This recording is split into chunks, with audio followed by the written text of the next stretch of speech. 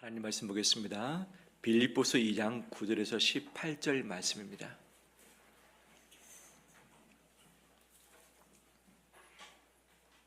빌립보서 2장 9절에서 18절 말씀 한 절씩 교독하겠습니다. 이러므로 하나님이 그를 지극히 높여 모든 이름 위에 뛰어난 이름을 주사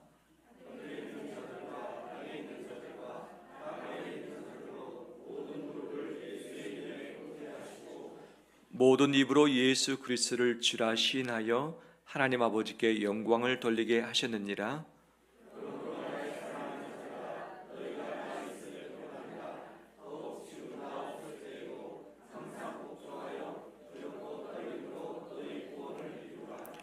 너희 안에서 행하시는 일은 하나님이시니 자기의 기쁘신 뜻을 위하여 너희에게 소원을 두고 행하게 하시나니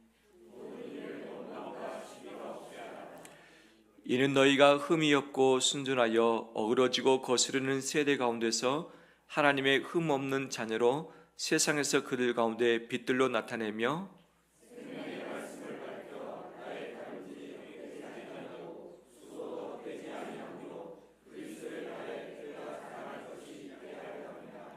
만일 너희 믿음의 재물과 섬김 위에 내가 나를 전제로 드릴지라도 나는 기뻐하고 너희 무리와 함께 기뻐하리니 이와 같이 너희도 기뻐하고 나와 함께 기뻐하라.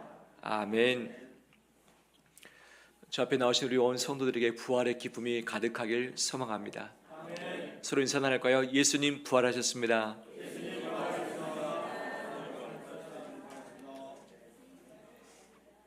오늘 부활절을 맞이해서 시온찬양대 부활절 칸타타를 준비했습니다. 그래서 설교를 먼저 하되 짧고 굵게 하고 나서 찬양으로 하나님께 영광을 올려드리겠습니다.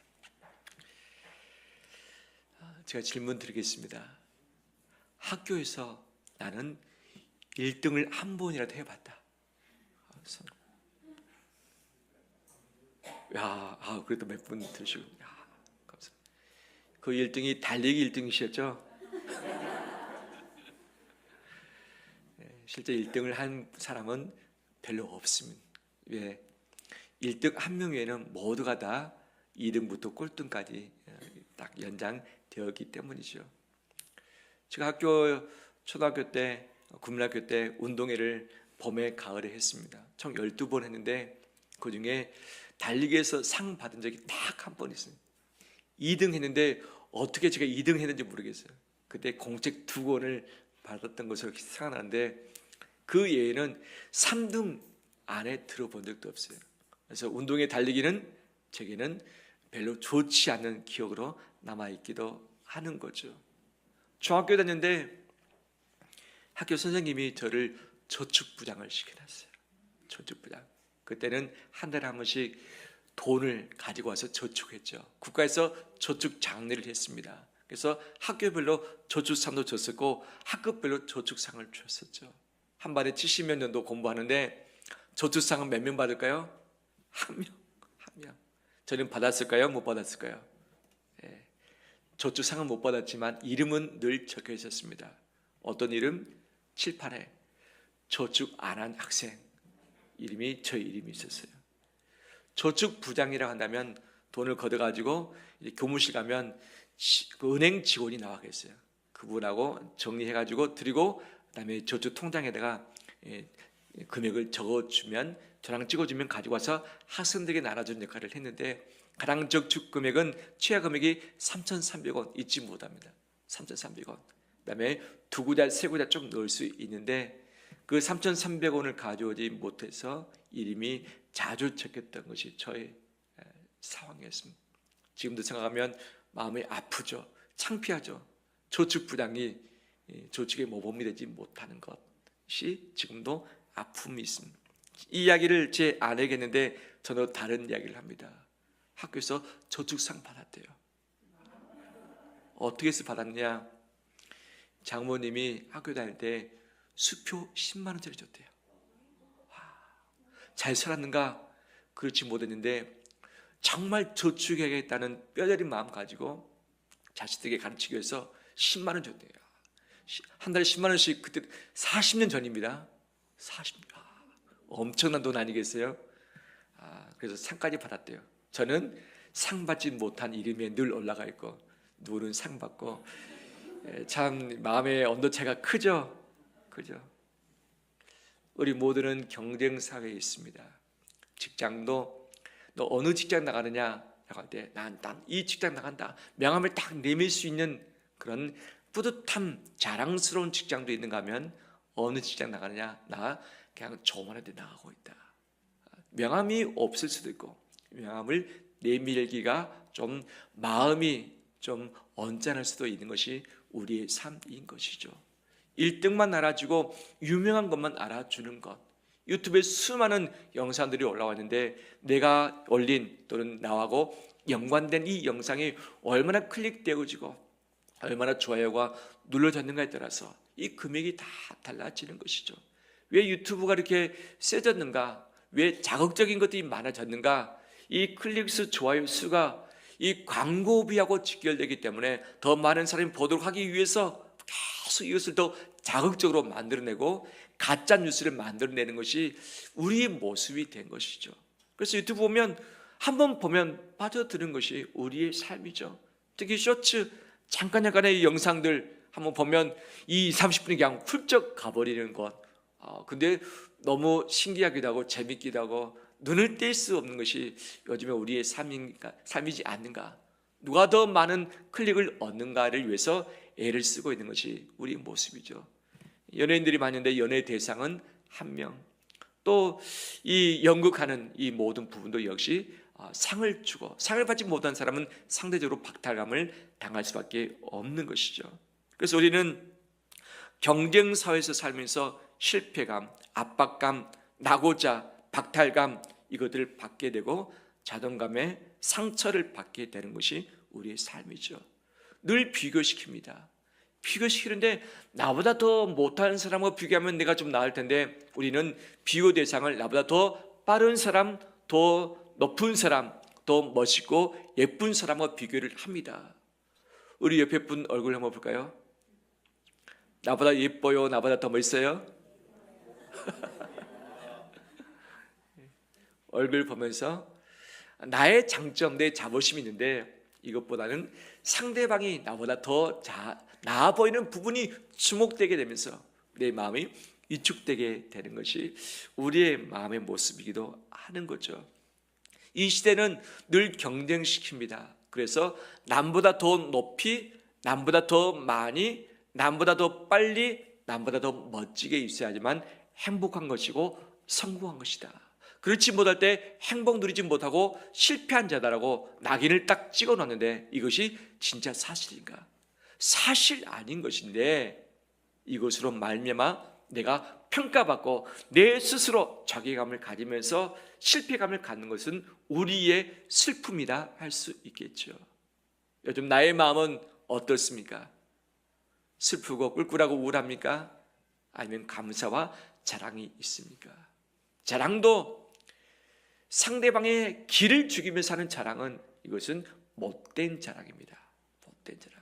진정한 자랑은 나도 기쁘고 너도 기쁘고 우리 모두 기뻐하는 자랑이 진정한 기쁨인데, 서로 비교시킴으로 말미암아서 너는 나보다 못해라고 하는 이미지를 주면서 스스로 높아지는 것, 이것은 교만이라 할 수 있겠죠.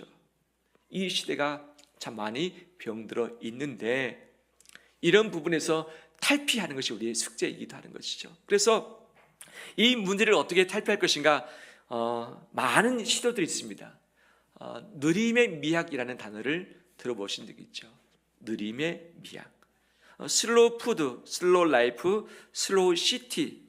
슬로우 시티가 우리나라의 전주, 담양, 그다음에 완도에 있는 청산도 등이 대표적인 슬로우 시티죠. 바쁘게 살지 말자, 여유롭게 살자, 천천히 살자. 빠르고 효율을 중시하는 이 사회에서 벗어나서 천천히 그리고 여유롭게 삶을 영위하자라는 것이 느림의 미학인데 많이 좀 적용이 되고 있죠. 미니멀 라이프라는 이 말도 자주 들었을 것입니다. 뭔가 최소한의 것들로 단순하고 의미 있는 삶을 추구하자. 그래서 단순한 생활을 하자. 복잡한 일정 없애버리자, 과수비 줄이자, 꼭 있어야 할 물건만 갖자, 나머지 것들은 과감하게 나눠버리자, 환경도 챙기자. 이것이 미니멀 라이프라고 할 수 있죠.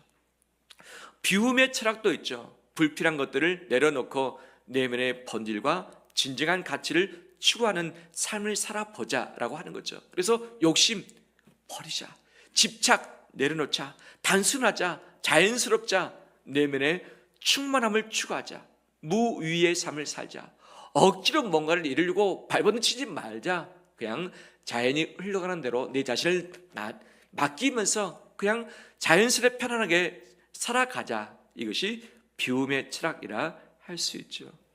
이런 비움의 철학, 미니멀 라이프 또는 느림의 미학, 이것을 추구하기 위해서 반드시 해야 될 것이 무엇인가? 디지털 미니멀리즘. 디지털 미니멀리즘. 왜 우리가 저급하고 경쟁하게 되었고, 왜 비교하면서 왜 실패함을 갖는가? 대부분이 어디에서 출발하는가? 바로 멀티, 디지털 이 상황에 있다고 하는 것. 휴대폰 보면서 남은 어떻게 살아가는가를 너무 잘 압니다. 매스컴을 통해서, SNS를 통해서 남들이 어떻게 살아가는 것을 너무 빨리 아는데 늘 내 자신하고 비교되는 것이 비교. 그래서 가급적이면 이 디지털 모니터를 멀리하는 것이 내 행복과 내 자존감을 찾는 길인데, 이것에 빠져들면 들수록, 이 시간이 많이 가지면 가질수록 나는 불행할 수밖에 없다. 왜? 1등은 단 한 사람밖에 없기 때문에 1등 아닌 모든 사람이 다 불행할 수밖에 없다고 하는 거죠. 그러면 이 디지털 미니멀리즘 또는 비움의 철학, 미니멀 라이프, 느림의 미학, 이것을 어떻게 추구할 수 있겠는가? 어떻게 이 삶을 살아낼 수 있겠는가? 따라서 합니다. 나는 자연인이다. 전기도 안 들어오고 휴대폰도 안 되고 하는 것이 있으면 자연히 이 삶을 살 수밖에 없는데, 우리 성도들 다 그렇게 사시렵니까? 내 장래 희망이 자연인 손들어 보십시오. 이야, 한 분 드시네요. 저를 좀 데리고 가십시오. 나는 자연이나 그 프로를 보면 마음이 왠지 여유 있어지고 편안해지고, 저분들의 삶을 보면서 내 자신을 다시 한번 돌아보시는 그런 시간을 좀 갖기도 하는 것을 봅니다.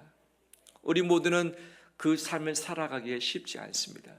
비워내고 경쟁하지 않고 비교하지 않고 스스로 만족 가운데 살기 어려운 시대를 살고 있어요. 어떻게 이것을 감당할 수 있겠는가? 어떻게? 이 시대가 주는 좋은 지혜를 따라가는 것도 하나의 방법이지만, 오늘 본문에 주님이 주시는 방법을 꼭 붙잡길 원합니다. 붙잡길 원합니다. 사람은 더 빨라지고 더 높아지고 더 많아지길 원합니다.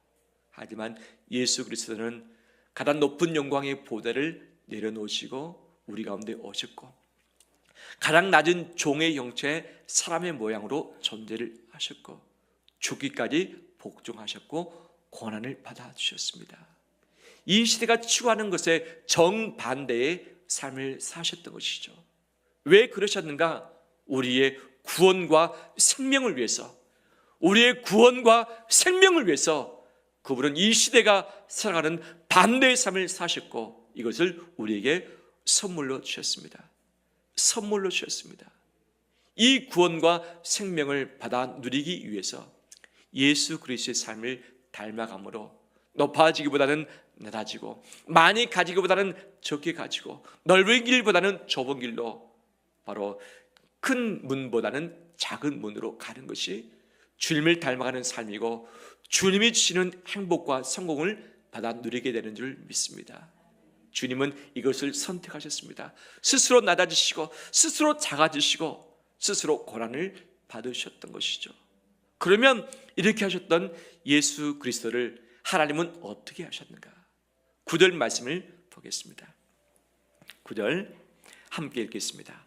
이러므로 하나님이 그를 지극히 높여 모든 이름 위에 뛰어난 이름을 주사. 아멘.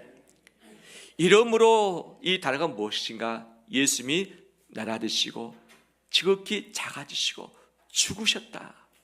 이렇게 했는데 하나님이 예수 그리스도를 지극히 높여서 모든 이름 위에 뛰어난 이름을 주셨다.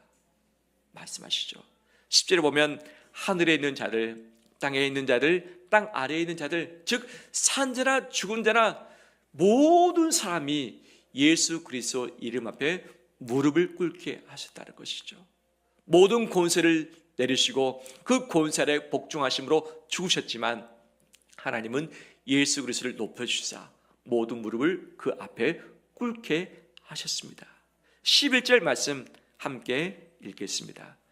모든 입으로 예수 그리스도를 주라 시인하여 하나님 아버지께 영광을 돌리게 하셨느니라. 아멘. 아멘. 모든 입이 예수님을 주라 시인케 하셨다. 예수님은 우리의 종이 되셨습니다. 하지만 하나님은 예수님을 주인 되게 하셨습니다. 이 세상 사람들은 예수를 종으로 죽였습니다. 하지만 하나님은 그 예수를 살리시사 우리의 모든 사람의 주인 되게 하시고 가장 높은 자리에 머물게 하셨던 것이죠. 이것이 바로 하나님의 방식인 것이죠. 내 스스로 내가 높아지고 유명해지고 더 빨라지고 더 많이 가지는 것을 애쓰는 것이 아니라 내 자신이 예수님처럼 낮아지고 없어지고 내가 비워지고 갈 때에 하나님께서 친히 나를 챙겨주사 예수님처럼 존귀케 하실 것이고 영원토록 하게 하실 것이고 하나님께서 우리의 심령을 통해서 영광 받아주실 줄 믿습니다. 바로 예수 그리스도로 말미암아 충만케 되는 것, 충만케 되는 것, 그 부활의 능력으로 가득 차치는 것, 십자가의 생명으로 우리 심령에 붙드는 것, 이것이 이 시대를 살아가는 우리의 행복이며 성공인 줄 믿습니다. 한 가지 더 나가서 바울은 이 17절 18절 말씀에 이렇게 이야기를 하고 있죠. 17절 말씀 제가 읽으면 만일 너희 믿음의 재물과 섬김 위에 내가 나를 전제로 드릴지라도 나는 어떠하겠다? 기뻐하고 너희 무리와 함께 기뻐하리니. 18절 말씀 함께 읽겠습니다. 이와 같이 너희도 기뻐하고 나와 함께 기뻐하라. 다시 한번 이와 같이 너희도 기뻐하고 나와 함께 기뻐하라. 아멘. 아멘. 기뻐하고 기뻐하라. 왜? 전제를 달았습니다. 나는 지금 감옥에 갇혀 있다. 나는 자유가 없다. 나는 고난 가운데 있다. 현재를 말합니다. 나는 가진 것이 없다. 나는 가진 것이 고난밖에 없고 내 상황은 감옥 속에 있다. 내가 할 수 있는 것은 없다. 그러면 내 미래는 어떤가? 바울은 말합니다. 내 미래는 불확실하다. 불확실하다. 더 고난을 받을 수도 있고 내가 죽을 수도 있고 감옥에서 나가지 못할 수도 있다. 불확실성 가운데 있다. 그 바울은 말합니다. 내 자신이 전제로 부어진다 할지라도 라는 언급을 합니다. 전제가 무엇인가? 재물 위에 포도주를 부어드리는 것이 전제입니다. 포도주가 예수 그리스도의 무엇을 의미하죠? 피를 의미하죠. 바울은 자기의 순교를 짐작을 했습니다. 내가 순교의 제물로 피를 흘려서 내가 부어진다 할지라도 라는 전제까지 삼았던 것이죠. 최악의 상황이죠. 현재 고난입니다. 현재 감옥입니다. 미래 불확실합니다. 미래 더 큰 고난이 있을 수도 있고 미래에 순교의 제물로 들어질 수도 있다. 그렇지만 나는 기뻐하고 너희와 함께 기뻐하겠다. 내가 기뻐하는 것처럼 너희도 기뻐하고 서로 함께 기뻐하라 라고 명하고 있는 것이죠. 어떻게 현재도 불확실하고 미래도 불확실한데 기뻐할 수 있겠는가? 바울은 딱 두 가지 의지하면서 이것을 말합니다. 따라서 합니다. 십자가와 부활. 십자가와 부활. 다 뺏길지라도 앞으로도 없을지라도 바로 십자가의 생명으로 채우고 부활의 소망으로 채울 때에 우리는 이길 수 있다는 것을 말씀해 주고 있는 것이죠.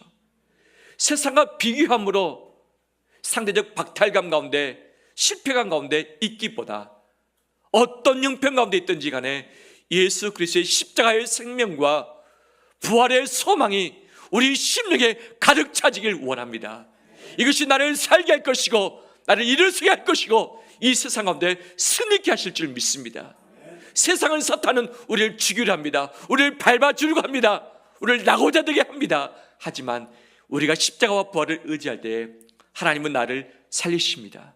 내가 살아나는 것이 아니라, 내가 높아지는 것이 아니라 하나님이 친히 나를 높여주시고 살려주시고 힘있게 하시고 나를 존귀케 하실 것입니다. 그렇기 때문에 우리는 기뻐하고 기뻐할 수 있습니다. 그렇기 때문에 기뻐하고 기뻐할 수 있습니다. 이 부활의 큰 기쁨을 붙들고서 또 증인의 삶을 삶으로 전파하는 우리 되시기를 주의 이름으로 축원합니다.